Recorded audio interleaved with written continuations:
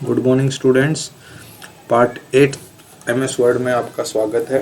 Last video में हमने discuss की थी प्रिंटर के बारे में कि हमें अगर अपने पेज का किसी पेज का या सभी पेजेस का प्रिंट आउट लेना हो तो हम कैसे लेंगे। वहाँ मैंने आपसे एक डिस्कस किया था कि मैं आपको डिफरेंट जो पेज साइज होंगे A4 A5 या लीगल, मैं उनके आपको बताऊंगा कि किसका क्या में साइज़ क्या रहता है। तो उसके लिए हमें पेज लेआउट में जाना होगा। पेज लेआउट में जाके हम लोग जैसे साइज़ पे क्लिक करेंगे, आप ये देखिए जो लेटर पेज है उसका पैरामीटर क्या रहता है, उसका विड्थ और लेंथ क्या रहता है वो यहाँ दिया हुआ है। लीगल का है, एग्जीक्यूटिव टाइप के पेज का है। लीगल जो बड़े पेजेज होते हैं, देखिए बड़ा दिखा भी रखा है, जो सबसे बड़ा पेज जो होता है प्रिंट आउट के लिए वो लीगल पेज होता है। लेटर पेज होगा, एग्जीक्यूटिव होगा। हमारे जो घर में या ऑफिस में या स्कूल में जो कॉमनली यूज किया जाता है दैट इज़ द A4 और उसका size 21 centimetre into by 29.7 centimetre होता है। A5 छोटा पेज होता है 14.8 सेंटीमीटर टू 21 सेंटीमीटर। ये जो रहता है ये विड्थ होता है, ये जो होता है उसका लेंथ होता है। तो ये हमारे पेजेस का साइज है। ये मैंने आपको बताना था, डिस्कस करना था, मैंने किया है। अब हम लोग आते हैं दोबारा से होम के ऑलमोस्ट आइकन्स जो आपके लिए being a student of class 4 to 9 आपके लिए जो यूजफुल थे वो मैं आपको बता चुका हूँ। इस टैब को हम कर चुके हैं। अब हम नेक्स्ट टैब पे क्लिक करते हैं, that is the insert. Insert के अंदर आप देखेंगे कवर पेज आपको यहाँ दिखाई देगा। कवर पेज आप देख रहे हैं। कवर पेज का मतलब आप जैसे कवर पेज के ऊपर क्लिक करते हैं डिफरेंट स्टाइल ओपन हो जाते हैं। ये किस लिए यूज किए जाते हैं, मान लीजिए आप अपने टोटल रिपोर्ट को 150 पेजेस के रिपोर्ट को कवर पेज देना चाह रहे हैं, स्टाइलिश पेज देना चाह रहे हैं। और जनरली होता भी है, कोई भी रिपोर्ट का जो कवर पेज होता है वो स्टाइलिश होता है, वो डिज़ाइन होता है, उसमें डिज़ाइन रहता है। तो वो आप यहाँ से कवर पेज में जो भी आप डिज़ाइन सेलेक्ट करेंगे आपका कवर पेज उसी टाइप का बन जाएगा। इसके अंदर आप मैटर लिख सकते हैं, आपको कौन सा ईयर लिखना है, आपको अपना जो प्रोजेक्ट रिपोर्ट का जो टॉपिक है, टाइटल है वो लिखना है, या आपको कोई और कंटेंट लिखना है। तो जिस भी टाइप का आप कंटेंट यहाँ से देखते हैं वो आपका ओपन हो जाएगा। यानी कि आप रिपोर्ट का कवर पेज भी MS वर्ड के थ्रू बना सकते हैं। हम लोग नेक्स्ट आते हैं ब्लैंक पेज।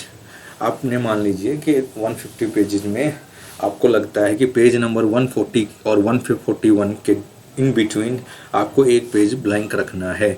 तो उसके लिए आप वहां जाके पेज नंबर 140 पर आप जैसे जाएंगे, इसको क्लिक करेंगे, आपका नेक्स्ट पेज ब्लैंक हो जाएगा। पेज ब्रेक की अगर हम बात करें तो एक पेज को दो पार्ट में ब्रेक करने के लिए, दो पार्ट में डिवाइड करने के लिए इस आइकन को प्रेस किया जाता है। नेक्स्ट अगर हम बात करें तो टेबल में हमें टेबल बनाने के लिए ये देखिए टेबल में रो कितनी होंगी, कॉलम कितनी होंगी, मैं आपको यहाँ दिखाता हूँ। ये यहाँ हम लोग आ जाते हैं, हम नीचे चलते हैं। यहाँ हमें मान लीजिए टेबल बनाना है। तो टेबल बनाने के लिए हमें इस टेबल पे क्लिक करना होगा। कितने रो कितने कॉलम हमें चाहिए ये देखिए, इमीडिएटली हमारा विद इन फ्यू सेकेंड्स हमारा टेबल तैयार हो जाता है। इस टेबल के अंदर हमें अगर कुछ लिखना है तो वो भी हम लिख सकते हैं। तो ये हमारा टेबल तैयार हो गया है। इंसर्ट में दोबारा जाते हैं। टेबल के बाद हमारा पिक्चर और क्लिप आर्ट है। इसी टाइप की पिक्चर अगर हमें यहाँ से इंपोर्ट करना है तो जैसे मान लीजिए मेरे फोल्डर में कहीं पिक्चर सेव है तो वहाँ से पिक्चर को सेलेक्ट करके मैं जैसे ही इंसर्ट करूँगा, मान लीजिए मुझे मेरा फ़ोटो यहाँ लेके आना है तो मैं अपने किसी भी फोल्डर के अंदर जाके जहाँ मेरा फ़ोटो सेव है वहाँ उसके ऊपर क्लिक करके जैसे ही मैं इंसर्ट करूँगा मेरा फ़ोटो यहाँ आ जाएगा। कहाँ आएगा, जहाँ मेरा कर्सर होगा। अभी जैसे यहाँ मेरा कर्सर है और अब मैं इस प्रोसेस को करता हूँ तो इस कर्सर के ऊपर मेरा फ़ोटो वहाँ से इंपोर्ट होके यहाँ आ जाएगा। तो ये दोनों इस जो आपके आइकन है ये इन दोनों का यही है कि ये फ़ोटो या कोई क्लिप आर्ट जो आपका है उसके लिए ये फंक्शनिंग करते हैं। शेप्स की हम बात करें तो ये देखिए यहाँ डिफरेंट शेप्स हैं। ये जैसे मान लीजिए मुझे सर्कल बनाना है तो मैं इसको मैंने सेलेक्ट किया और ये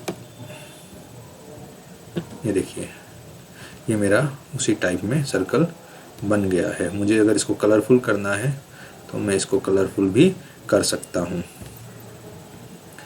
दूसरा हम फिर देखते हैं और हम लोग शेप पे जाते हैं।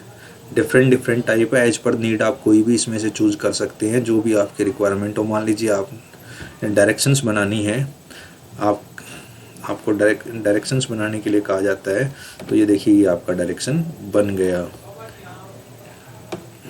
To upwards direction. ये देखिए इसका कोई भी साइज आप कर सकते हैं, इसके साइज को आप बढ़ा सकते हैं, दिस वन।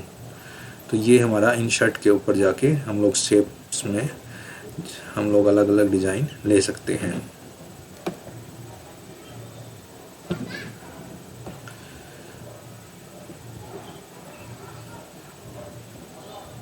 अभी मैं आपको थोड़े से इधर से बताता हूँ, क्योंकि मुझे इनके लिए कुछ कंटेंट और लिखना होगा अपने डॉक्यूमेंट के अंदर, कुछ टेबल्स बनानी होंगी, तभी हम लोग चार्ट का यूज कर सकते हैं। अभी मैं आपको ये बताता हूँ पेज नंबर।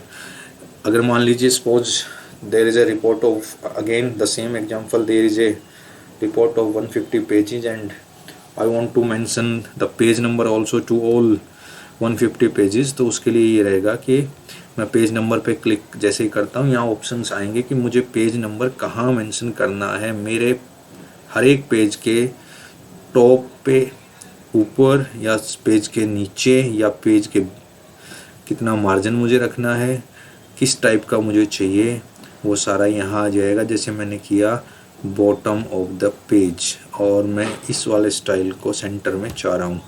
तो अब आप देखेंगे कि मेरा जो ये पेज नंबर 1 है, इससे यहाँ 1 आ गया है पेज नंबर, और ये यहाँ दूसरा पेज नंबर 2 मेरा आ गया है। और जैसे ही मैं एंटर करता हूँ, अब मैंने नया पेज ओपन किया है,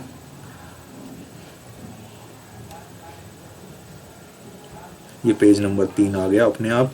और जैसे ही मैं एंटर करूँगा, मेरे नंबर ऑफ पेजेस, हर एक पेज के ऊपर मेरा पेज नंबर आ जाएगा। यानी कि ये मेरा कौन सा पेज है, मैं इसको फाइंड आउट कर सकता हूँ। ये पेज नंबर 5 है, ये देखिए यहाँ 5 लिखा आ गया है।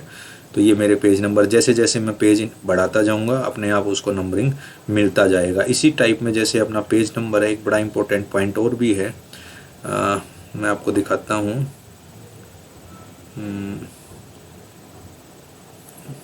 Date and time.